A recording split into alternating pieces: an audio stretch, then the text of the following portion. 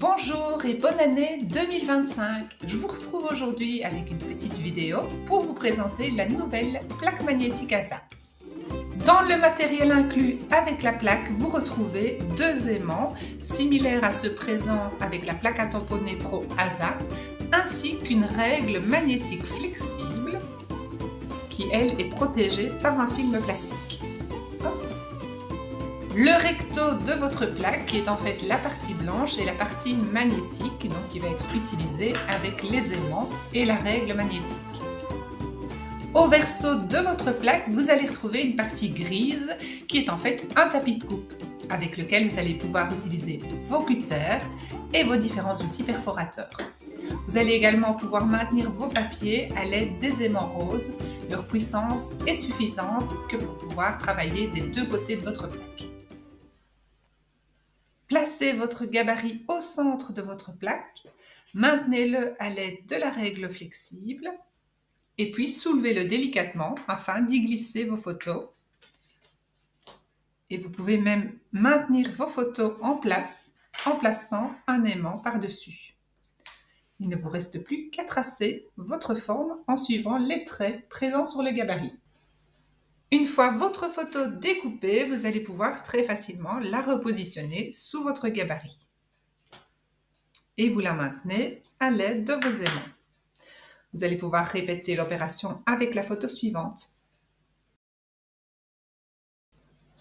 Je peux également maintenir mon gabarit et mes photos à l'aide des aimants. Donc ici, je positionne les aimants sur le gabarit et les photos, ce qui va me permettre de déplacer ma règle flexible et de la positionner, par exemple, dans le bas de ma photo et de créer un prolongement. Donc là, je peux vérifier que la mesure à gauche et à droite correspond.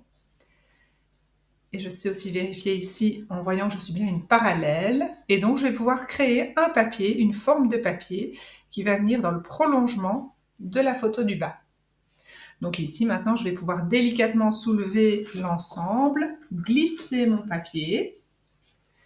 Je crée l'espace d'un demi-centimètre et je n'ai plus qu'à tracer et couper ma forme. Si vous le souhaitez, vous avez également la possibilité d'utiliser la partie verso pour réaliser vos découpes droites.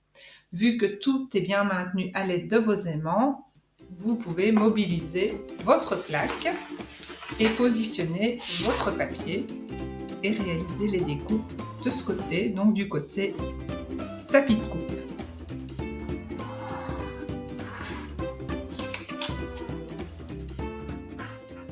Pour le second papier, j'ai exactement utilisé la même technique, c'est-à-dire que j'ai déplacé ma règle flexible afin de la positionner sur le dessus de la photo et donc de créer son prolongement en vérifiant que je suis bien au même chiffre de part et d'autre.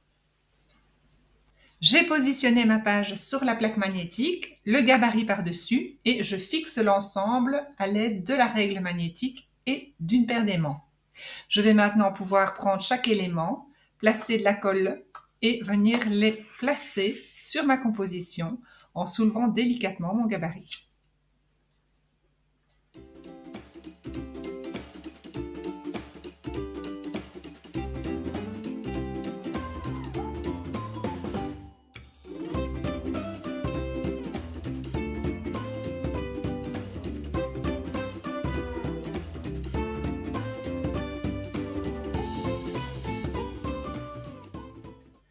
Je vais également pouvoir associer mes outils ronds avec mes outils angles et les fixer avec les différents aimants afin de réaliser mes aplats d'encre.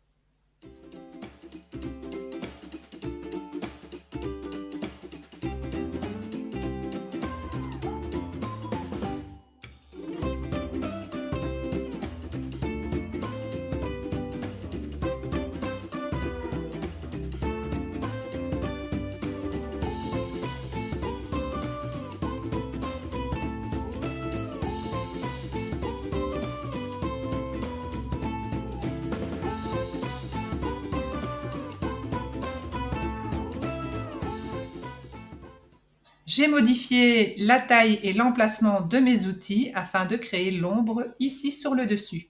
Et je viens toujours fixer à l'aide de mes aimants.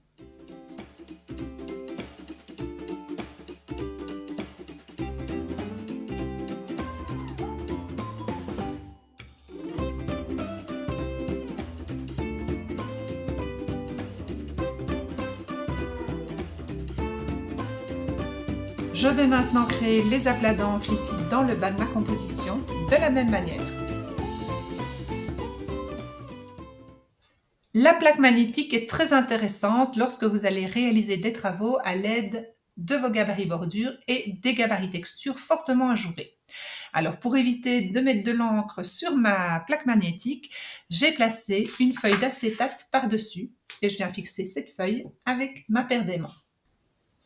Je positionne mon gabarit bordure sur mon papier. Je vais venir le bloquer à l'aide de ma règle magnétique afin de travailler la première partie. Je viendrai ensuite déplacer la règle pour travailler l'autre partie de mon gabarit bordure.